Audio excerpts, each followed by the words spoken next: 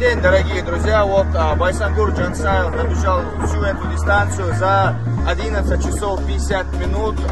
Получается 100 километров. Мы сейчас находимся в Осетии. С Байсангуром я знаком с 2002 года. Мы вместе в Ингушетии жили в Палаточном городке, вместе тренировались. В то время я помню его, он был старше меня на 3-4 года. И в то время он выделялся из толпы своим характером, выносливостью, ловкостью, скоростью. И я помню, я даже равнялся на него, он боролся очень хорошо и выделялся красивой борьбой. И после этого мы вернулись домой в Кишинев. Я жил в Алхамюрте, он жил в Урус-Мартане. Я знаю, что на протяжении пару лет становился чемпионом района по вольной борьбе. Получилось так, что пришлось потом оставить спорт. И потом недавно он начал заниматься грэпплингом, джиу-джитсу, тоже становился многократным призером и чемпионом различных турниров. Потом он начал заниматься легкой атлетикой, там, разные дистанции, там, короткие и длинные дистанции. И пару раз становился чемпионом на разных дистанциях. И я знаю, и был в курсе, он со мной советовался, мы общались. Я знал, что он готовился пробежать большую дистанцию. Он в прошлом году с Грозного пробежал до Ингушетии. Это тоже большая дистанция для легкоатлетов.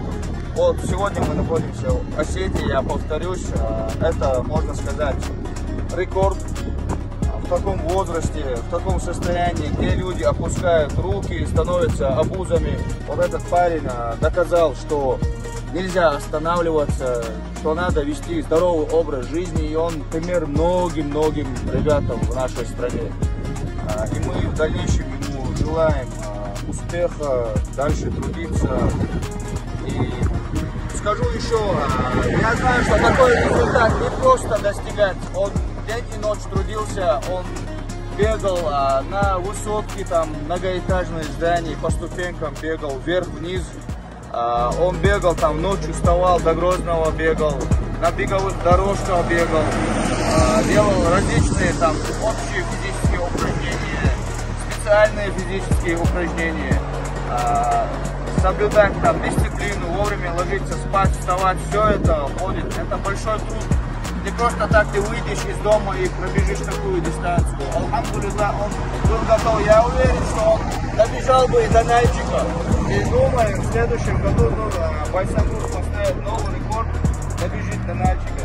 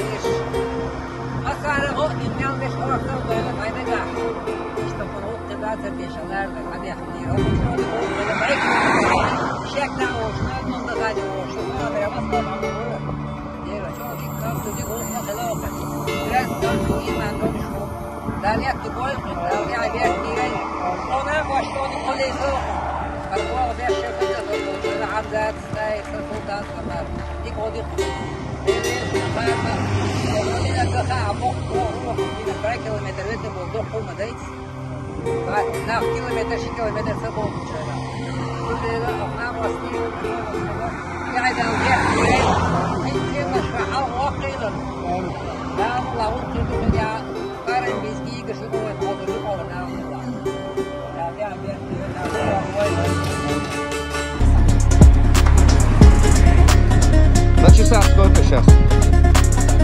Ну, сатмаса, отходить не, Джимал, ходить не, ну.